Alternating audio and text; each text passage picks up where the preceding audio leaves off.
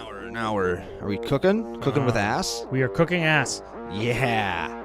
Hey, listen to Commander Cookout Podcast, episode 57. I'm Brando. I'm here with Ryan, and today we conclude the Arc of Opposition 2.0 with a no-counter Simic deck. Now hit our theme song!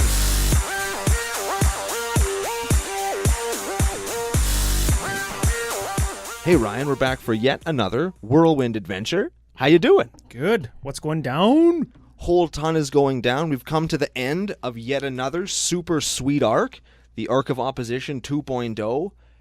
All told over the life of the show, a 10-episode odyssey of some of the most difficult decks we've ever had to build. Yeah, and some good ones, some accidentally really good ones from last week, and some stinkers. What are the stinkers? We never build stinkers around here, Ryan. No, we don't build bad decks on Come CCO on. Podcast. Never, ever. We would never imply that you should play substandard cards or suboptimal strategies just to make the game more fun for everybody. Who likes to have fun when they play Magic? Nobody. I'm better than you. I'm smarter because I play blue. We're playing blue today. We are playing blue today, but what aren't we doing? What the hell aren't we doing? We aren't playing any cards that reference the word counter. So there are no counter spells. There are no spells that can't be countered. There are no things that make things uncounterable. There are no things that get counters on them, remove counters from other things. And I also went a step further and nixed everything that makes tokens, because sometimes I use counters to represent tokens. Stop saying counter. Counter, counter.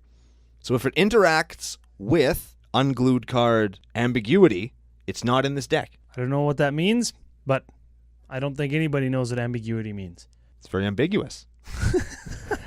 Before we get into it, social media coordinates. Social media coordinates. We are CCO Podcast on Twitter and tappedout.net. That's where you can see this week's list, last week's list, any other list we're going to do in the whole world. We're commandercookout@gmail.com. That's where you can send us any love mail, hate mail, show suggestions, ideas, things you've been working on. No nudes. I have an idea for nudes. We'll get to that in a minute. We're also Commander Cookout on iTunes, Google Play, edhrec.com, Patreon, YouTube, Podomatic, and a kind of newish home for us at flipsidegaming.com. Ooh, big shout out to Flipside Gaming. What you need to know, they've got podcasts, and you can go there and find CCO Podcast there now. Their best podcast. Oh, throwdown. Sounds like more beef. You can go there, Dominarian stuff. Pre-orders. Well, I guess not pre-orders now. You can actually just legit buy it. You just go buy the stuff now. And when you do, or when you buy any gaming supplies, what they want us to tell people is that they have an exclusive Commander Cookout Podcast promo code, CCOFU. The best promo code in the history of promo codes. They've got a little bit of something for everybody. They've got Commander articles, podcasts like we mentioned, Modern, Standard, Legacy, even Legacy. It's good stuff. Yeah. So go there. Check them out. Check it out. Remember, CCOFU. And that lets them know that CCO Podcast sent you, right? So it helps us out. It helps you out because you're getting a 10% discount with that code. It helps Flipside Gaming out for them to continue to help us out. So it's a big love triangle there. It's a big circle. It's the circle of life. That wasn't the kind of circle that I was going to say, but yours is far more appropriate and professional. Wow.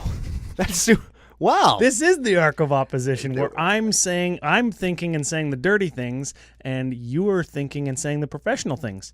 I can't wait for this arc to be over. This is weird. Mm-hmm. Yep. I'll go home and have a shower. Blah. Moving on to other shout-outs. Mr. Plurg. Mr. Plurg? Mr. Plurg on Twitter and Patreon and everywhere became a patron. Nate Burgess from Commander Time Podcast. Kind of famous. We have a famous supporter. Yeah, I think we've made it. Wow, it's like him and the Deech. Yeah, we have showed up. So shout out to him.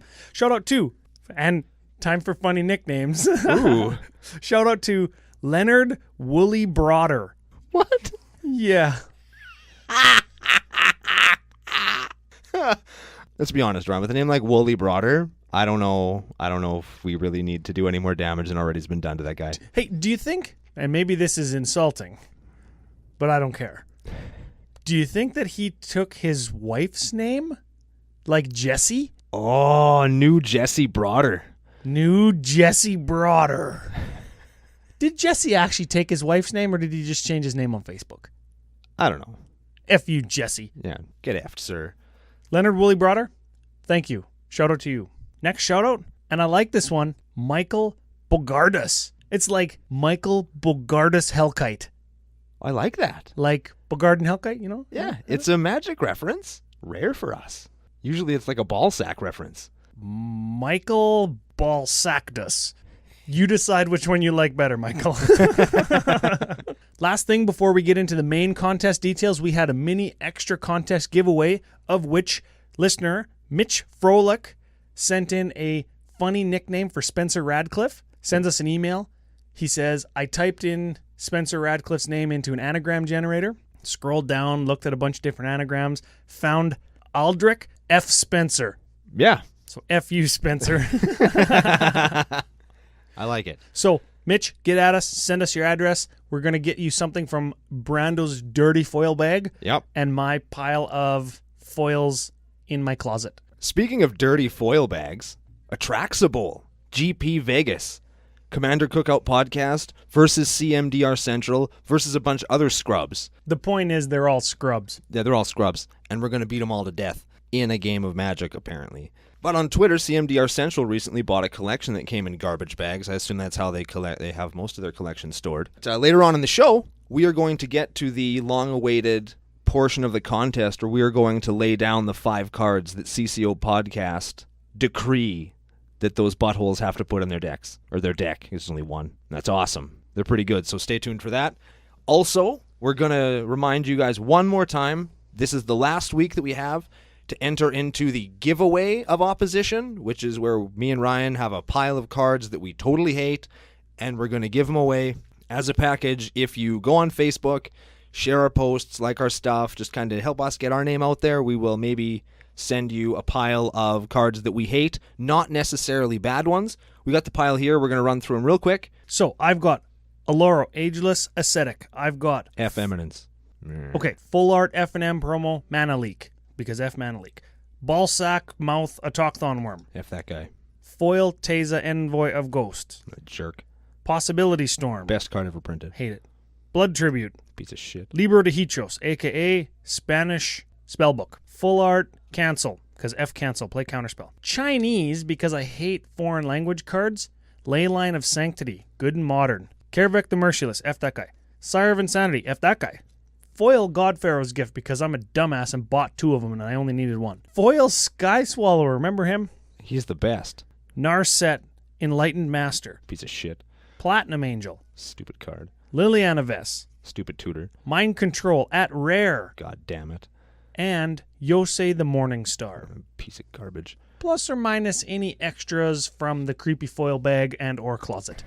Yes. Just saying. I think officially a follow on Facebook, a share of Commander Cookout on Facebook, a share of any of the contest posts, a follow on Twitter. Those are your official avenues to enter. Of course, patrons always get their extra entries based on their patronage. Patronosity, if you will. Yes, I would. On to the show. On to the show. So, Counterless Simic, you were charged to build this deck.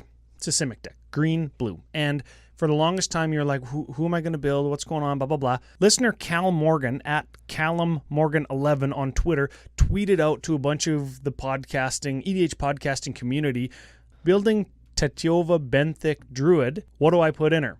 And a whole bunch of people just went nuts. My Twitter was blowing up for like days on end of people picking cards to go into this deck. I actually dropped out of the thread.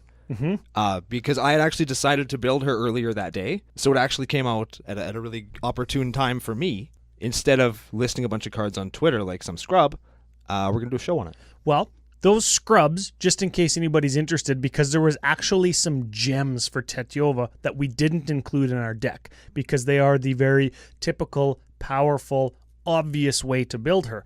And if you want to look at that, you can search for Commander and Podcast, Commander's Brew, Command Zone, CCO Podcast, Vorthos Cast, Brothers War Podcast, Jeremy Knoll from SCG, Commander Clinic, Commander Time, Fish and Merfolk Podcast, Budget DH. Like all of these podcasts jumped on and were like, let's build it. So it was an awesome thread. Ours isn't going to be like that. No. Let's find out what it is going to be like. Let's give Tatyova a read. She sounds kind of sexy. Hey, she's like kind of Russian. Apart from having no legs, she actually is kind of an attractive looking lady. I worked with a super sexy Russian girl that had no legs. No, she had like 40-inch legs. She was 6'2", a model from Moscow. And she worked at a mine? No, she was one of the recruiting staff, and her dad was like in the mafia. They owned a bunch of property in the Mediterranean, so she's like, yeah, I'm just going to go work in Europe now. Huh. Anyways. Right. So Tatyova Benthic Druid is a 3/3 uncommon legendary creature for 3 green blue.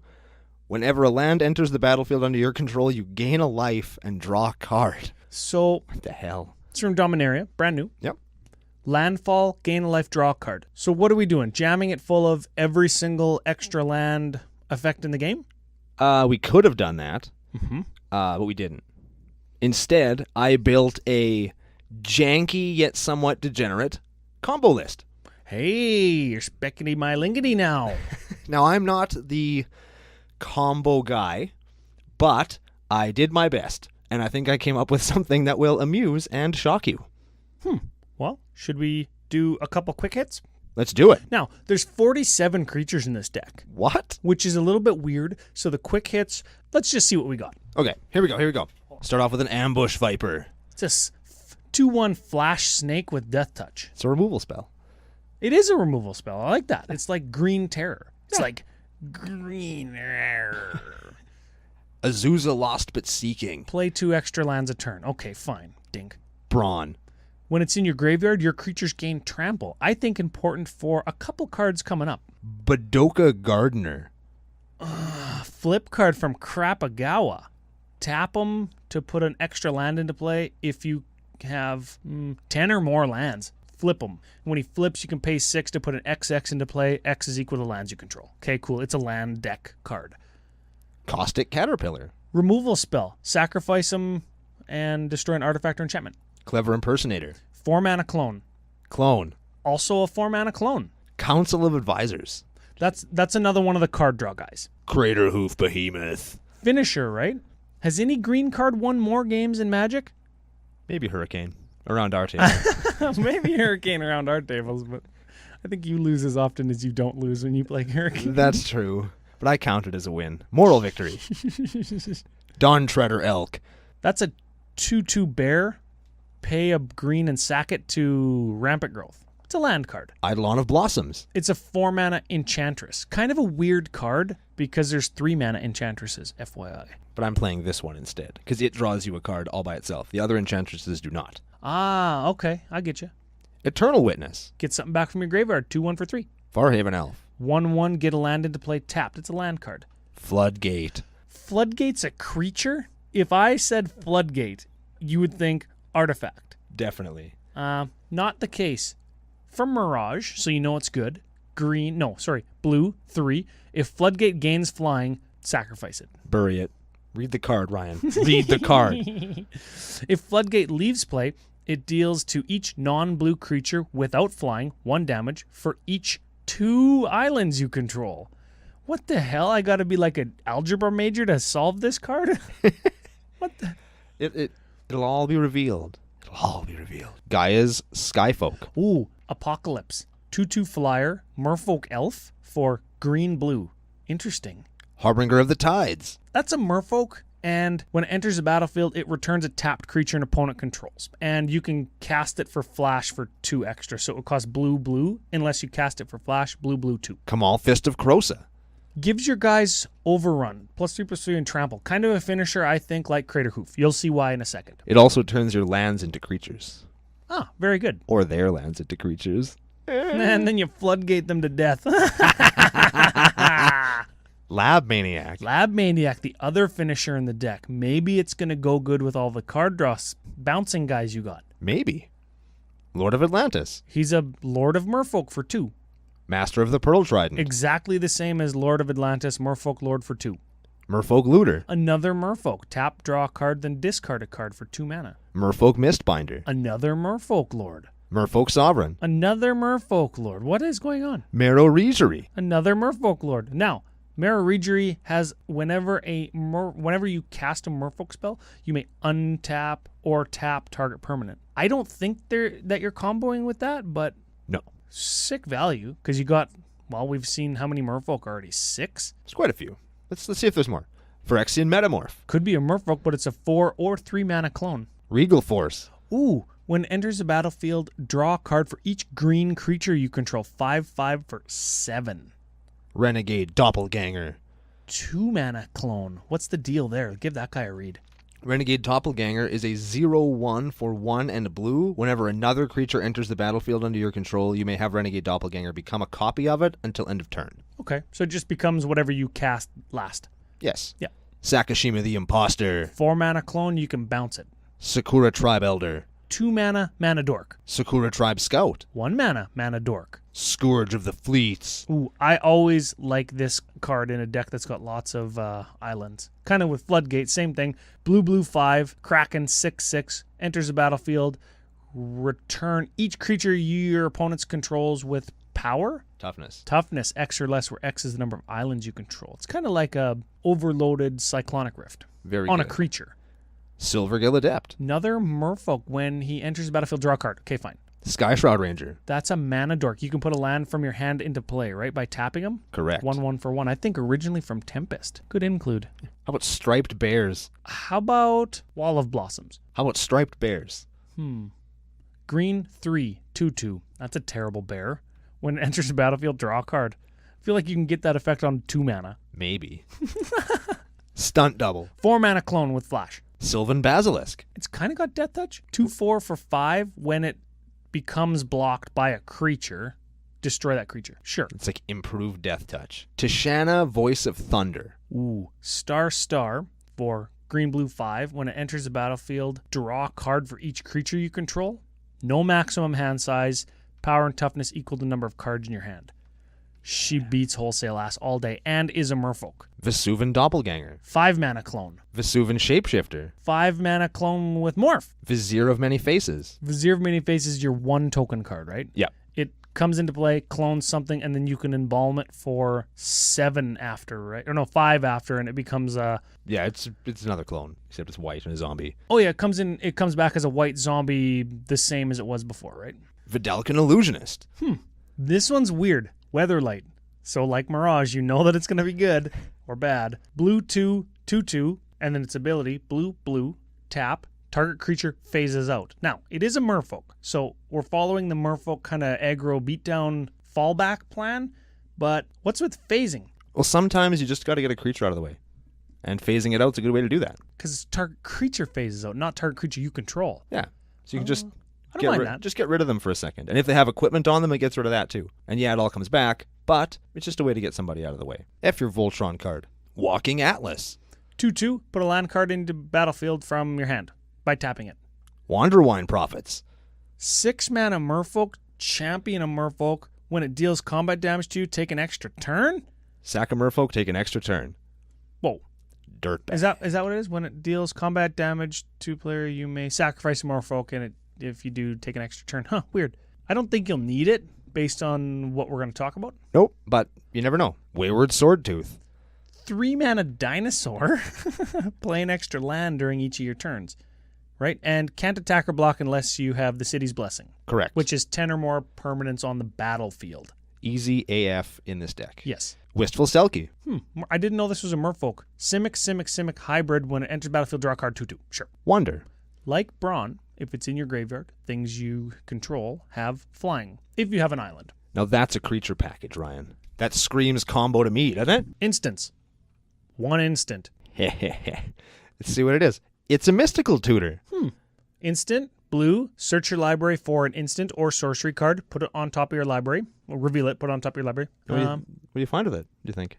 Well, sorceries. 1. It's a Primal Surge. Fucking Primal Surge. Let's give it a read. Let's discuss Primal Surge a little bit. Primal Surge is a sorcery for green 8. Exile the top card of your library. If it's a permanent card, you may put it onto the battlefield. If you do, repeat this process. So we have 1 non-permanent sorcery, Primal Surge, 1 non-permanent instant, Mystical Tutor. Correct. You find the Primal Surge with the Mystical Tutor. You're adding redundancy there. Everything else in the deck is a permanent. Newsflash, CCO. Now, just real quick, they say, okay, well, how do you find it? It's hard, blah, blah, blah. That's one of the weaknesses of the deck that we will touch on. But just getting back to all those card draw creatures, 13 instances of draw a card or draw some number of cards in this deck. Additionally, we've got 15 mana dorks and mana rocks, ramp spells, if you will, that don't count the 6 clone variants that are in the deck that you could use to also copy a mana dork to give yourself more mana. It also doesn't count the 36 card draw spells that you have in all of the land that you play when you have your general in play. That's exactly it. So turn 5, you cast, what's her name, Tatyova? Tatyova. Then every single other turn, you have 2 draws, right? 1 for your turn and 1 when you cast a land. At the minimum. Yeah, or 3 or 4 when you put in extra lands into play. Let's keep looking at the recipe here because there's a couple more cards that we need to highlight. Artifacts. There's 4 artifacts. Ashnod's Altar, sack a dude, get 2 mana. Phyrexian Altar, sack a dude, get 1 colored mana. Simic Signet, tap it, tap 1, add green-blue to your mana pool. Soul Ring, tap it for 2 colorless. 4 mana rocks that cost 3 or less. Yes. Sounds like you want them out as early as possible. Correct. Okay. Enchantments, 10. And remember, we have that one when an enchantment comes into the battlefield, draw a card. Yeah. Enchantress effect in Eidolon of Blossoms. Let's check these out. We got Concordant Crossroads. All creatures have haste. Enchantment for green. Seems good if all of them are coming into play at once. Eternity Snare. Enchant creature for blue 5. What the hell? When Eternity Snare enters the battlefield, draw a card. Enchanted creature doesn't untap during its controller's untap step. So it kind of acts as removal for a tapped creature that replaces itself. Exploration. Play an extra land for green. Gia's Anthem. Gia? Did you go there? Gia? Gaia. Gaia. Gia? Remember Gaia's Cradle? Gaia's Cradle is spelled with Gaia. It's unless the words are spelled the same. They're the same. Same person. Unless the words are said the same. They are. I just Englished you. Yeah. Arc of Opposition.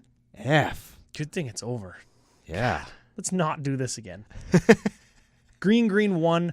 All creatures you control get +1/+1. It's the color shifted glorious anthem. Correct. Growing Rights of Itlimok. Green 2. Reveal the top 4 cards of your library. Put a creature from among them into your hand. Rest on the bottom. If you control 4 or more creatures during your upkeep, flip it. Turns into Gaia's Cradle. Imprisoned in the Moon. Another removal spell on a permanent. Good on you. Blue 2. Enchanted creature becomes a waste. Yeah. Kind of like Song of the Dryads. It's way which better could than- go in here. Could go in here, but it doesn't. Yeah, So I figured it's actually expensive, right? I figured everybody was going to play that in Tatyova, so I'm like, I'll go Imprisoned in the Moon instead. Yeah. We also have a Life and Limb. Life and Limb. Talked about that. Was it last week? No, 2 weeks ago. It makes all of your forests 1/1 green saplings. And remember, they have haste. If you land this off of Primal Surge. Also remember those mana rocks that let you sacrifice your creatures for mana. You can sacrifice your lands. Tap them all for mana. Then you sacrifice them all and you can get up to 3 mana per sacrificed land. It's pretty good. If you need that, like if you're casting Primal Surge, you've already won. Sometimes you just got to win more, Ryan. With Kamal, Fist of Krosa, you could get all that mana, sacrifice all your lands, and then overrun like 700 more times with all your merfolk. That would also be big because you're playing like 4 lords. Yes. Okay. Lure. All creatures able to block enchanted creature do so. Good. Okay. It's good with Death Touch, guys. Goes on a Sylvan Basilisk. Yes, because he's got improved Death Touch. Whenever he gets blocked, the blocking creature dies. He doesn't have to deal damage to them. Correct. He swings into a board full of creatures and kills all of them. Yeah, that's pretty tricksy, hey? Yeah, and survives. Aha. That's the best part of that. Prismatic Omen. Expensive card. Turns out. Yeah, so enchantment green 1. Lands you control are every basic land type. So they're islands for your Floodgate and your Scourge of the Fleets, and they're forests for your Life and Limb. Yay! Turns out it's expensive for a reason. Yeah. That's a thing. That's a kind of a tricksy one, too. I like it. Shielding Plaques. What the hell? Where do you find these? In my box. In my box of cards. Where else would I find them? Green, blue, like Simic Hybrid, 2. Enchant creature. Enters battlefield, draw a card. Enchanted creature can't be the target of spells or abilities your opponents control. Gives them hexproof. Yeah. Before it was called that. Protects your Tatyova or your Kamal or your Lab Maniac. If you only have one Lab Maniac, like a scrub. Yeah, I guess off of a Primal Surge, you hit your Lab Maniac. We're going to go into the how to play section, if you will. Yes. Hit your Primal Surge on turn 5, 6, 7, 8, 9, 10, whatever it is. Flip your deck. You've got Lab Maniac and 6 clones. So you got 7 Lab Maniacs. You give one of them hexproof, so it for sure can't die. And then all of your creatures that draw you cards when they enter the battlefield trigger, and you win the game 7 times. Yes. And if you don't, all your creatures have haste, and they're all buffed. And you have a Crater Hoof Behemoth, and you have access to Kamal Fist of Krosa and about 108 mana. It's probably enough. So you are going to beat wholesale ass. And you would have City's Blessing. Yes. And you could even swing with that dinosaur. Very excellent. Now, just some things of note here. You have got a Urzatron package, like Urza's Mine, Power Plant, and Tower. You've also got a Thespian Stage in there, Vesuva in there as well, another expensive card, but I like it in this deck, especially because you're not trying to go off with your, air quotes, combo on turn 2 in Primal Surge. No. The deck would be a lot more money if you want to go off on turn 2 with a lot more artifacts, right? We'd be looking at the No Graveyard Golgari list from last thing where you have Mana Crypt and Mana Vault and Ancient Tomb and all this crap. Didn't want to do that this time. Man, I like that lure. That's an oldie but goodie. So, turn 1, you got 6 of the 7 1-drops are playable. Cool. Not really anything that you're so excited or what's so important to get out there, because I think you just want to focus land to start drawing cards. Get that engine going with your ETB draw card guys and Tatyova to find a Primal Surge. Correct. So, okay, turn 2, 13 of your 16 2-drops are viable. I like that. Turn 3, 13 of your 17 3-drops. And this is the turn that I think the deck wants to really start doing stuff, right? You've got your Merfolk out, you've got some kind of buff. Turn 3, 4, you can actually start attacking for real damage. You can actually start, you could beat down with the deck. Like, it's not, you're looking, you're just going to draw that Primal Surge. Well, maybe you're just going to draw into a bunch of Merfolk Lords and just beat the shit out of everybody else at the table. I think when people see Tatyova, they're going to see the value green-blue deck that exists, like the a standard control list inside Krufix deck, where it's just counter spells and ramp until you can just go boom, infinite win, right? And while it's kind of like that in the end game, you're actually playing an aggro strategy in the early game, beating down the guy who, played the first Soul Ring into Artifact instead of creature blockers. Yeah. Okay. I don't mind that. Then, of course, you get your 10 mana Primal Surge and game's over. Every time, I think. I can't think of too many ways that your opponents can get out of that. Unless they counter it, because you have no backup. You have no protection for your stuff. Which is why I didn't feel bad playing an infinite combo. Yeah, and you know what? It's funny because it's not actually infinite. It's only however many cards you have in your deck. There's no infinite combo in the deck. It's just a win the game every time combo. I just counted as infinite. You know what's funny is, okay, so Primal Surge costs 10. And granted, 10 is 10 is 10 is 10. And if you should win the game at 8, you should definitely win the game at 10. And here's the thing. Crater Hoof costs 8. Green, 5. And he was all over the scene for years and years and got up to like $40, and he saw playing Elf Ball and Legacy and all this shit, right? Same set. Avacyn Restored. And how come Primal Surge never took off? Because people want to play their non-permanent things. You got to have that control player, I'm so much better than you because I play blue. Yes. You can't do that in a Primal Surge deck. You got Primal Surge into your counterspell.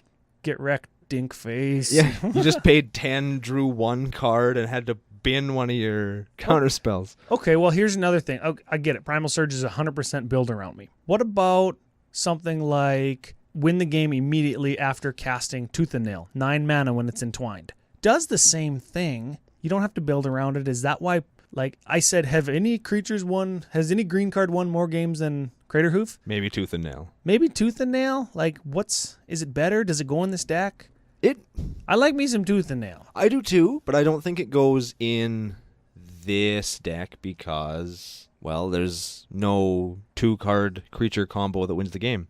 I suppose. I was going to say, what if you replace Primal Surge with Tooth and Nail in this deck, but that would make it garbage because you're playing like suboptimal creatures and suboptimal removal. Like, how many of your enchant creature removals could just be like mana drain, counterspell, Beast Within. Beast Within? Exactly. Yeah. Yeah. Okay. So it's a Primal Surge deck. CCO Nation, if you've used Primal Surge to great effect, let us know. Yeah. Twitter at CCO Podcast or commandercookout@gmail.com. Get at us. Or on Facebook. Yeah, Facebook. While you're entering our sweet giveaway, you could get at us with your Primal Surge stories. I like it. I'm waiting to when I get this deck all sleeved up and I play it and I Primal Surge, get one card, and then hit the Mystical Tutor. That's my dream. That's the thing. That's the dream. You could Primal Surge with a Mystical Tutor still in your deck. Dangerous. And that is terrible. And that's why there's the beatdown strategy, right? Because sometimes you're not going to get enough. Because you're still going to draw an obscene amount of cards. Is there a transmute creature that costs 1 that you could find your Mystical Tutor with? I think that it's a permanent, so you'd still hit on Primal Surge with it, and you would get your Mystical Tutor out of your deck. I feel like the 1 mana transmute thing was an instant or a sorcery. Yeah, the transmute 1 mana spell is Dizzy Spell, and it sucks, and it's an instant. It kind of is. Oh, and it's an instant. Dang it. If it was an enchantment, play it, but it's not, so I don't play it. Dizzy Spell. F-U. Yeah, and there is no transmute for 10. Damn it. Budget section. Deck comes in on tappedout.com. No, tappedout.net. At $460. And you were saying before the show, there's no way that this deck this shouldn't cost this much. No, it really shouldn't. I have no idea why this deck costs so much money. Playing a Misty Rainforest, that's $50. Playing a Breeding Pool, that's the Shockland, $15. Phyrexian Altar from Invasion, $54. What? Yeah.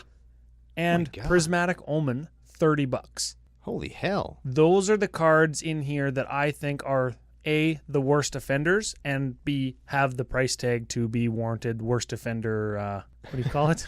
Label, yes. Right? So I say Phyrexian Altar because you've got a Ashnod's Altar and Ashnod's Altar in there, and it does the same thing.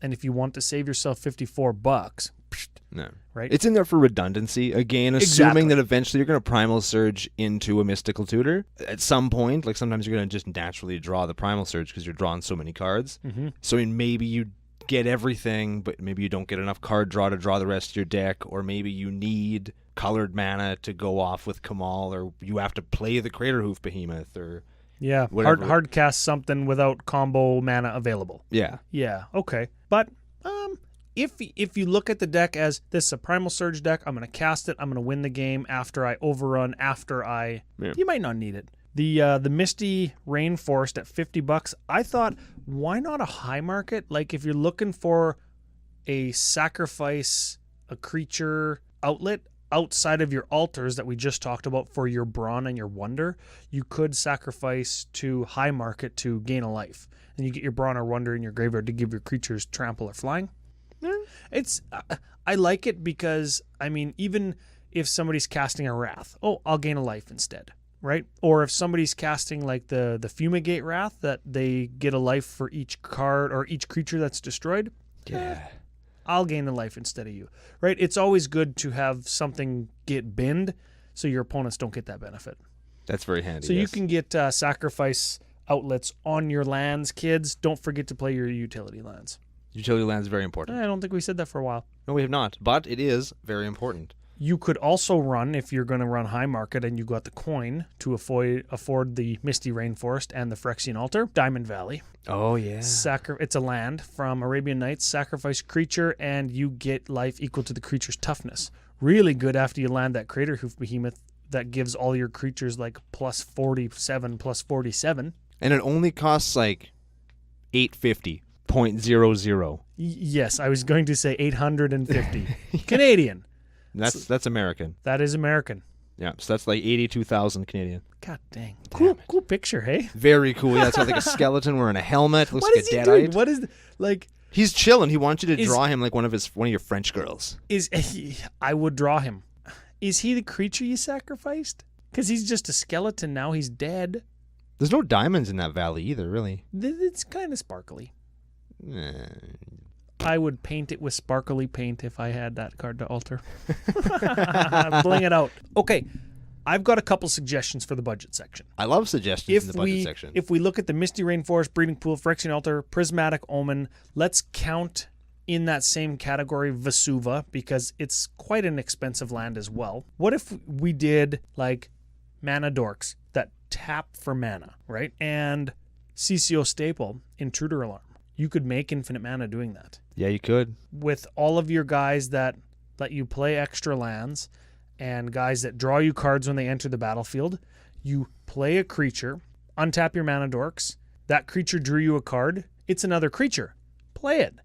If it's a land, play that. Draw another card, right? It's almost like you're playing the card Recycle, which we talked about a couple times. I suggested it on that Twitter conversation, and Recycle is green 4, skip your draw step. You don't care because your commander's drawing you cards. And whenever you play a card, draw a card. Whenever you cast a spell, draw a card. So it's kind of just redundancy with your commander. Yeah. Right? Your commander lets you play land, draw a card. Recycle lets you play a dude, draw a card. Yeah. So I like that for sure. Yeah, that's good. What about, and these are kind of the typical Tatyova includes, Courser of Krufix, lets you play an extra land. You're not including it. So the other thing I like with decks like this with lots of ETB effects is Crystal Shard or Erratic Portal. And those let you pay some amount of mana on an artifact, tap it, bounce a creature, unless the creature's controller pays 1 mana. I like it because you can reuse your ETB effects. Imagine playing a Crater Hoof twice, or even just drawing a card twice on,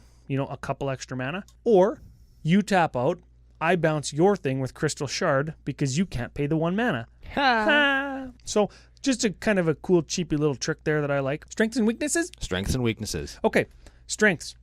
Curve looks nice. Modern Commander style. Low CMCs, like it's close to the ground. Lots of 1-drops, lots of 2-drops, lots of 3-drops. Like that. And are we okay with this?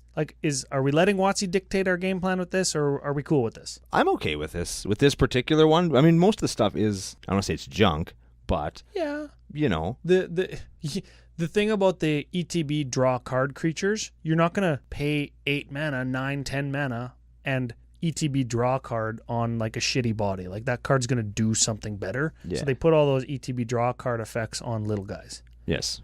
That's when you want to draw your cards anyways, right? I don't know. Yeah, I just like talking or thinking about commander decks of old where it's like Battle Cruiser Magic. It's like, I don't know. I just like it. This one does win on a 10 mana spell. We got to keep that in mind. And you got to get that 10 mana spell somehow. Technically, and I know this might hurt you a little bit, you're winning the game on an 8 mana spell with Crater Hoof Behemoth once you attack. Now you're actually winning on a 5 mana spell on a Laboratory Maniac just for playing him. No, he's 3 mana. Oh, that's even better. He costs 3. Dirty degenerate. We're letting WotC dictate our game with 3 mana win the game spells. Yes. Okay. No, we're okay with this. Lots of basic lands. I like that as a strength because it keeps costs down. We talked about some expensive lands, but you might not need them if it's just a 2-color deck that draws lots of cards. You really don't. I think that's fine. And a lot of the double draw cards like your Terramorphic Expanse, Evolving Wilds, Myriad Landscape, we talk about that all the time. They're cheap. Yeah. And they draw you double. Yeah, that's really good. Yeah, and this is you can play Simic Growth Chamber is the bounce Karoo land. That'll draw you 2 because you have to play the other one the next turn. But you could play the white or green Karoo land, and with all the play an extra land effects, you can just draw 2 cards with them. It's pretty cool. Which is one of the things I really like about this deck is every single card in it. If you're playing with an empty hand, you can totally play it and get action out of it. Yes, I like getting action out of anything. That is important. Like if somebody makes you discard your hand and you draw a land, in a lot of cases it's like, oh, land, go. Now you're going land, draw a card, something else, go. Yeah, maybe you've got something to play now. Maybe it's a thing that lets you play more land or another land or something. You know what I mean? Like it's... Yeah, and I like that Tatyova. Am I saying it right still? I think so. Sure. She costs 5. It's fair. I think at 5 this is an okay effect, especially because she's got a relevant creature type for the deck that we're playing. Too bad she wasn't an elf merfolk. Oh man, that would... No. Because we were talking off air about having this, instead of being a merfolk beatdown shell, you could really turn it into a combo list by turning it into like an elf ball Primal Surge combo deck. Then you're playing Primal Surge on what, like turn 2? Yeah. Two or if three you can play Crater Surge? Hoof like on turn 2 or 3 and elf ball and Legacy. Yeah, there's no reason why you couldn't do it in EDH. Yeah, I like that for sure. So it's tunable, huh? That's a strength. Yeah, we always talk about tunability of a deck, morphing it into your own playstyle. Yeah, and Tatyova's new. New and exciting. I have that in the next point. Yeah. Oh, it's like you can read that far away, but I know you can't. I definitely can't.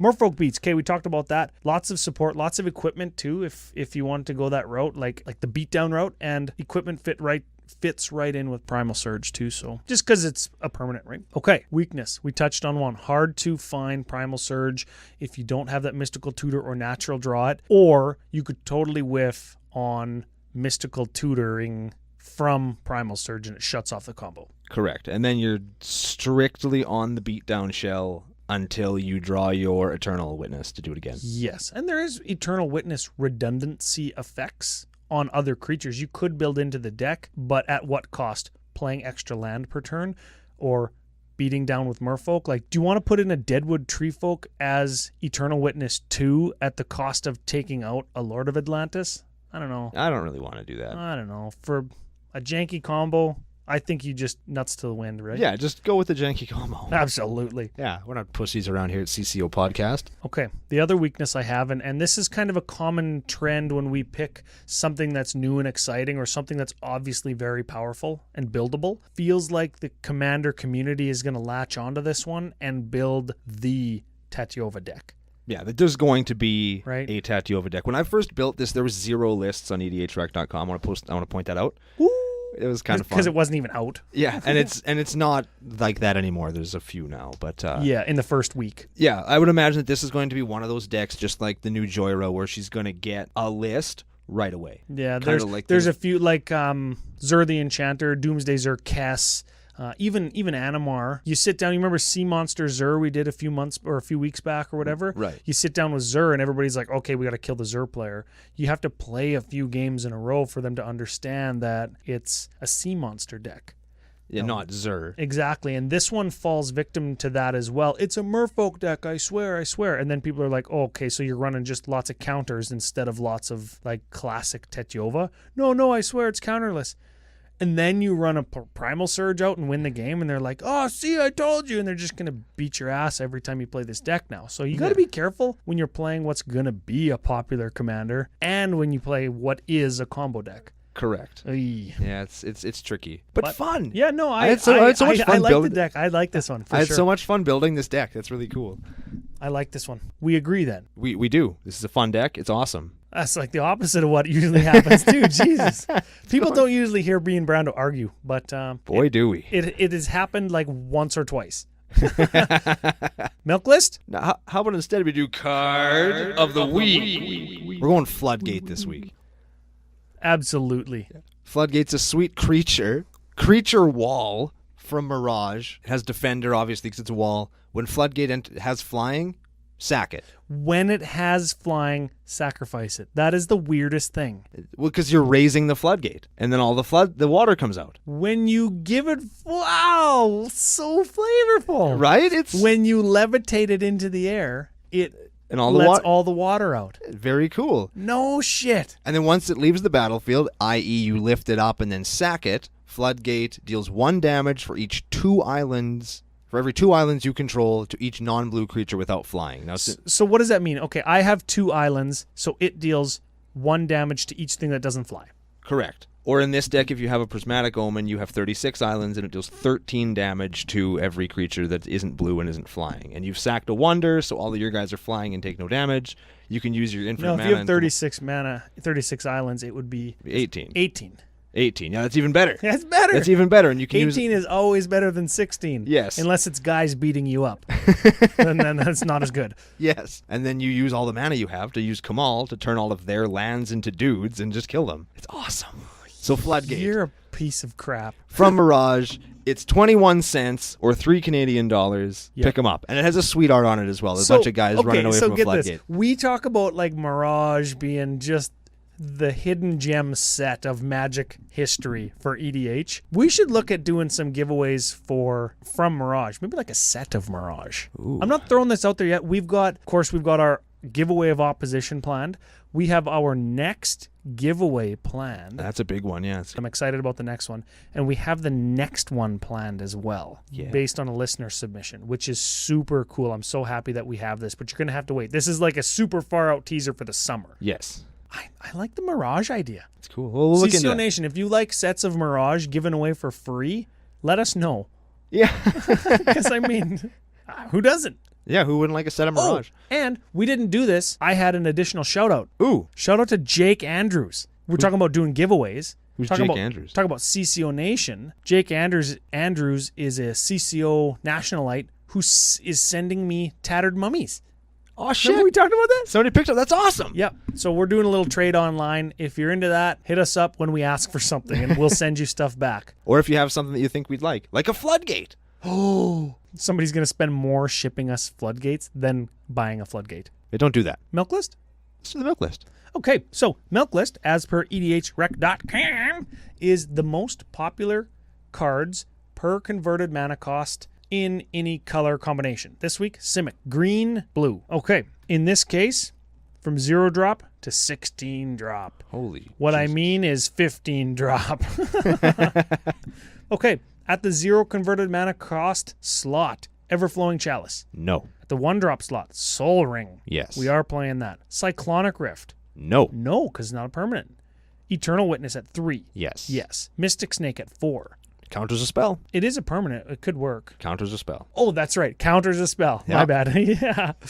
Okay. Acidic Slime at 5. Nope. Primal Speaker Zagana. Hell no. That would be an excellent card in this deck, but she gets plus she gets 1, plus 1 counters on her. counters. Shit. Avenger of Zendikar puts tokens into play at 7. And then gives them counters. Dang. Terastodon, Big Daddy Buttsex. We've got to play him. Puts tokens into play. Artisan of Kozilek. Nope. That is your redundancy on Eternal Witness, though. Yeah, it could But he get costs it. like 9. Yeah. Eh. Just play Eternal Witness. Okay. Jin-Gitaxi's Core Augur. Nope. Ulamog Infinite Gyre. Nope. Enter the Infinite. Weird. At 12. No. Don't play that either. Emrakul the Promised End. Nope. Dinkmouth Infusion at 14. Not a permanent. Not a permanent. Can't play that. We were gonna play it, but I had one out, but I was Yeah. like, oh wait, no, I'm had making a foil primal surge altered deck. one. Yeah. Yeah. Emrakul the Eon's Torn at 15. No, sir. Not playing it. So 2 milk list matches. It's pretty good. I like it. And you know what? We were playing 2 milk list matches, and we still managed to have 2 mass removal spells in Scourge of the Fleets and Floodgate. We still managed 15 rocks or dorks. We still managed 6 targeted removal spells stapled to permanents. Yeah. And we're not playing any of the milk list. Well, 2, Soul Ring and Eternal Witness. Like the most popular card and the most popular green card. Yeah. Well, okay, I'm down. Yeah, we did it. Did it. We got there. Spice Calculator? Spice Calculator. Okay, at the time of the notes, there was 22 Tatyova lists. At the time of recording, there's 23 Tatyova list. And at the time of the building, there was 0 Tatyova list. Okay, we got 1 tutor. Spice Calculator doesn't mind if there's 1 tutor. It's the same as having 0, so we're cool. It's the 15th most popular commander on EDHRec.com. That It's in will last change. place. That will change. It will change because right in front of it is Kadeli and Thrasios individually, right? They're the Yeah. partner commanders, but if you're not playing them partner style, they're right behind it. Like, it'll go up probably, in the next month now that Dominaria is out and people get a hold of it. I would imagine anybody that plays Prime Speaker Zagana will probably just switch. That's what I would do. You think? I think so. I don't know, man. Prime Speaker draws lots of cards. She does, but I think that this one is more reliable on your card draw. Over Not if more, you put lots of bounce in it. I suppose. If you're going to combo more, but I think you can just do more incidental card drawing with this other thing. Incidental card drawing, you'd probably get more than, but Prime Speaker Zagana can, mass draw cards if you just make her huge, right? That's true. Okay, whatever. But she'll get more popular. She's last place now, but she's going to go up substantially. Average converted mana cost, you did good. 3.36. A little bit lower than what we normally see, and we touched on that already with that low, close to the ground curve of Merfolk. Yeah. Proper, I would say, right? Thanks, Watsy. Yeah. Critical turn. I put 5. Now, you could play Tatyova on 5 or 4. Yeah. Or 3, probably, right? But I think that you could probably Primal Surge on 5. I think you could too. Could you get there? I think so. I haven't done the hard math on the sequence of plays that it would take to get a turn 5 Primal Surge, but that's like ramp on 1, ramp on 2, ramp on 3, ramp on 4. There is that much ramp spells in the deck. There's 15 of them. You could do it. It's definitely doable. That's ramp and mana drop, like land drop, on the first 5 turns of the game. It's doable. Sure. It's possible. So turn 5. Optimal game size, 4. I think this is the kind of deck you want to play in a regular ass pod. Because the more people that you're playing, the more odds are you're going to bump into somebody with a counterspell. It's just going to ruin you. It is going to ruin you because you can't counter back. Exactly. I like this. Uniqueness rating. Cards in your deck that are different than the stock list in EDHRec.com. Ooh. 49 different cards. Yes! That's like over half the deck is just straight up different. That's lots. Yeah. So punch it all into the spicy calculator. Beep, boop, boop, boop, boop, boop. 68. Nice. Primal Surge got you a 68 spiciness rating. It's a spicy card. Nobody sees Primal Surge coming. Nobody sees it, right? Because No, because nobody plays it. Okay, so you're playing Simic. You're playing draw, go, creature combo, dot, color combination. And the deck looks like a Simic Merfolk deck. And then all of a sudden, boom, Primal Surge. Bang, I win. That's so... Oops. If you're playing Merfolk and Simic, I would expect to see a Crater Hoof Behemoth. And you're playing it. Yes. And I'm thinking, okay, it's turn, 8 or 9. Game's going to end right away. He's got like 6 or 8 creatures. He could, you could just create a hoof and win. But instead you go Primal Surge. And they're from the same set. Yes. Unexpected. I like it. This could have gone in unexpected win conditions. Nor should it. Because this is an expected win condition. If you're going to pay 10 for something, I expect you to win. Yeah, very excellent. So that's the deck. I think CCO Nation needs to let us know what they think about Primal Surge versus Tooth and Nail versus Create a Hoof. Or if there's any other new Dominaria commanders you want to see us tackle in the next little while. Oh, yeah. We do have the next arc plan. Do we want to do a little bit of a spoiler so people know? Sure. It's going to be called the Arc of Audience. That's you guys. It's exactly what it sounds like. We've had lists sent in for the whole year we've been doing the show. We've done a few of them. What we're going to do is we're going to dig into the archive. We're going to find the ones that we think are the coolest, and we're going to do shows on them. So if you have any lists, you've been hemming and hawing, you wanted to send them in to us, but just haven't got around to it, now's the time, because we're going to pick the list a few days before we record the show, and we're going to do it. So nothing's set in stone yet. So get your lists in now, and we'll see if we can get a showdown on them. That being said, new contest spoiler? New contest spoiler. This is a big one. I think this is a good one. We talked about Dominaria. We have received, by way of F.U. Joel, F.U. Joel, a fairly exclusive foil promo. Yeah. Who knows what it could be? We're going to build it. Yep. We're going to give it away. Yeah. So, sounds like a deck giveaway. It is a deck giveaway. I wish we had a bell or something. It's a deck giveaway. Ding, ding, ding, ding, ding. That'd be cool. So I just did the bell. Yes. That's the bell. Okay, so we're going to do a deck giveaway next arc for Arc of Audience as part of our appreciation for our audience, because without CCO Nation, we are just two dudes sitting in a kind of a dark room. Yeah, and that's just weird. At least it has a window. That's true. You teased on it earlier in the episode. We have some cards for the CMDR Central guys to put in there. What we're calling it is hashtag Atraxa Bowl deck. Yeah. I think that they're announcing their cards for us this week. I believe that is what they said. So we're beating them to the punch. Their episode might come out before us. F them.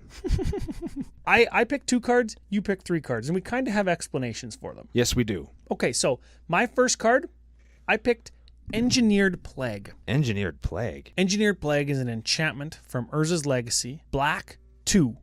When it enters the battlefield, choose a creature type. All creatures of the chosen type get -1/-1. So those suckers told us that they're playing angels, right? And there's going to be a couple guys playing Atraxa decks. Right? A couple guys. And if one of those other people playing Atraxa decks picked like Atraxa Voltron, they might want to choose angels for their Engineered Plague to give opposing Atraxas -1/-1. Thing is, they're playing angels too. So, Engineered Plague, that's card number 1.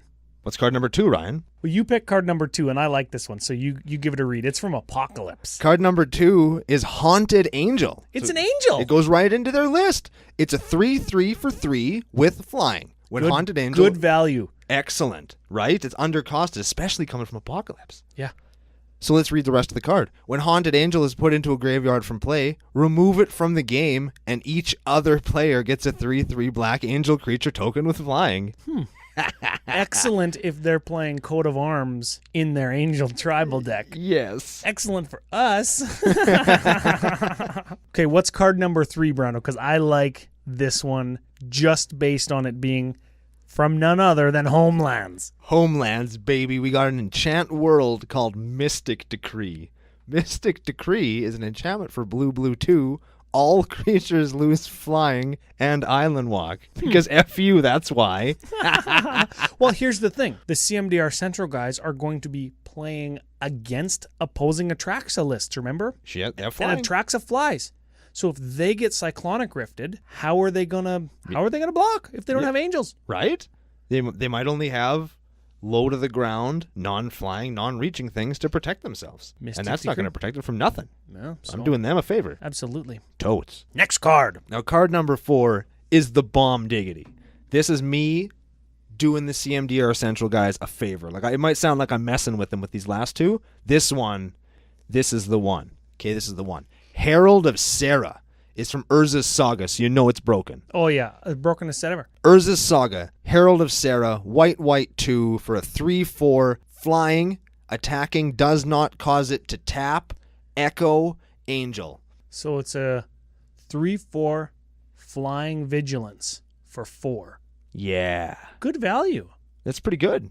And then on your next turn, it's got echo, so you have to pay for it again. So it's a 3/4 flying vigilance for 8. Good art. Excellent art. What's the final card, Ryan? Last card, another angel, works great with Atraxa. Because you can proliferate its cumulative upkeep up. I love it. Straight out of Alliances, Oh, it's got to be good now. Sustaining Spirit. What? What does Sustaining Spirit do? You might be asking yourself. It's a 0/3 for white 1, cumulative upkeep white 1. Any damage that would reduce your life total to less than 1 is instead reduces it to 1. So it's kind of like worship on an angel. Yeah. You're welcome, CMDR Central. We are so benevolent. Funny that's not how we're going to beat you. I guess we won't be able to if they're playing they're- something as powerful as Sustaining Spirit. They have too much power now. Was this wrong of us to say that we were going to pick cards? That we might have put our own foot in our mouth. Never. Well, we'll wait and see what they give to us, and we'll. Ooh, I'm excited now. Yeah, I'm pumped about this. Okay, CMDR Central.